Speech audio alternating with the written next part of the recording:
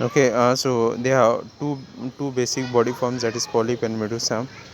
The polyp one is sessile, and another one, and they are cylindrical. They are hydra and adamsia. And second one is medusa. These are umbrella shaped. They are free swimming like aurelia and jellyfish. Okay, there is alteration of generation, that means metagenesis. That means polyps produce medusa asexually and medusa from polyps sexually. So example is obelia. And there is hypostome, and they have central gastrovascular cavity. Okay,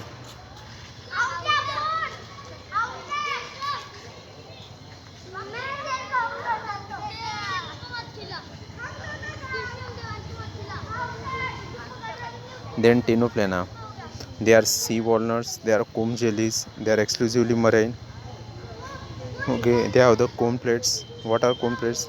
They eat external rows of ciliated comb plates, help in locomotion. Then bioluminescence, the property of a living organism to emit light. And they only have sexual reproduction. Asexual reproduction is absent. Okay, now fertilization is external with indirect development.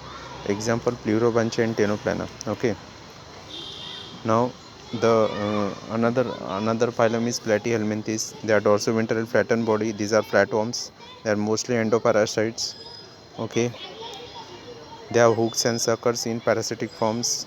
Okay, now they have flame cells for osmoregulation and excretion. Okay, are not separate. So these are also hermaphrodites. Fertilization is internal. They have larval stage. Planaria shows high regeneration capacity. Example tenia, that is tapeworm, and fasciola, that is liver flux, right?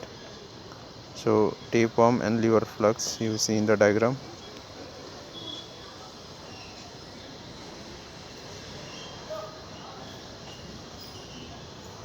So this is it. Then tinea, that is tapeworm, and then fasciola, that is liver flux.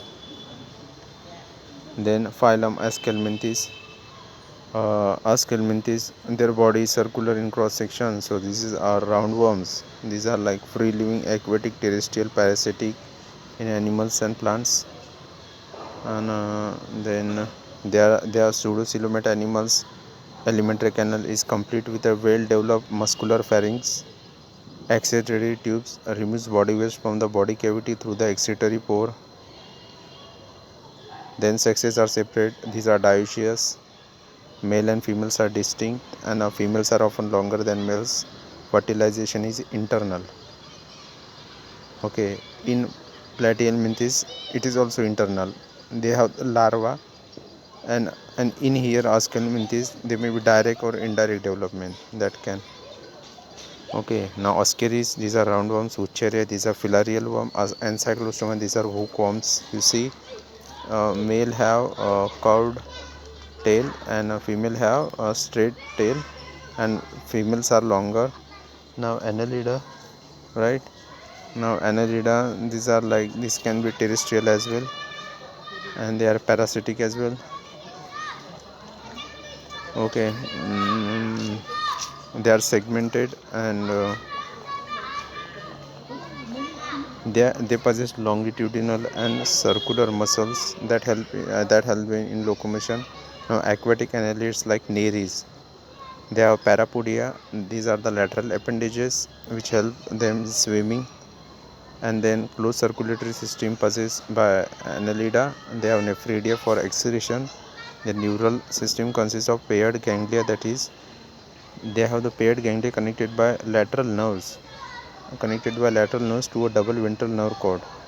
So they have paired ganglia connected by lateral nerves to a double ventral nerve cord, and it is an aquatic form. It is an dioecious. Okay, it is an aquatic form, and it's an dioecious.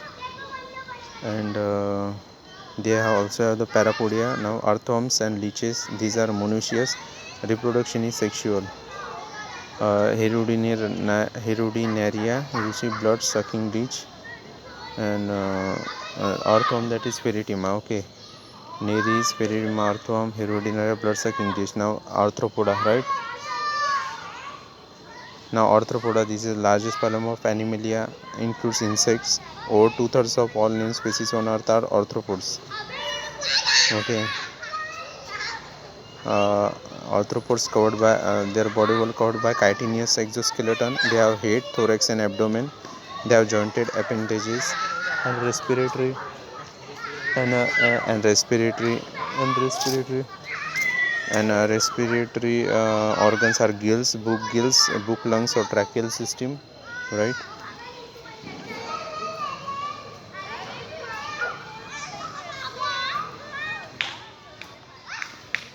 Mm,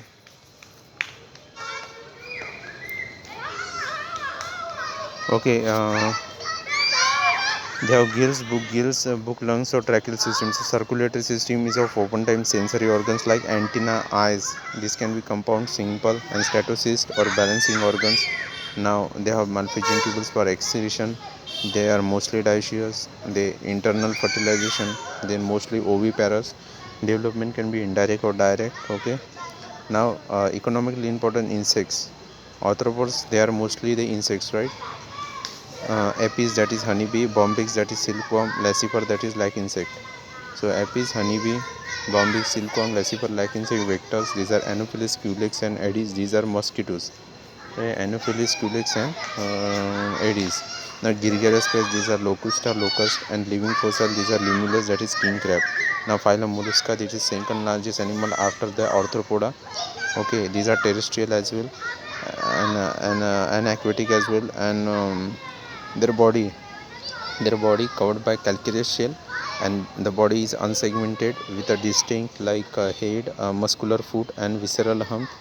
Okay, so the visceral hump is covered by mantle, and mantle is a soft spongy layer of skin, and the space between the visceral hump and mantle is mantle cavity, and that mantle cavity has feather like gills are present. Now these feather like gills have both functions of respiratory and excretory. Now anterior head has sensory tentacles on, and mouth contains file like rasping organ for feeding, that is radula, right? So you see in the first diagram it is pila and octopus. Pila is a apple snail. Octopus is a devilfish, Pinactida, pearl oyster, sepia, cuttlefish, loligo, squid, Aplysia, sea hare, dentalum, tustrial, and Chytoplura, that is chiton. This is it. And they are usually dioecious and oviparous with indirect development.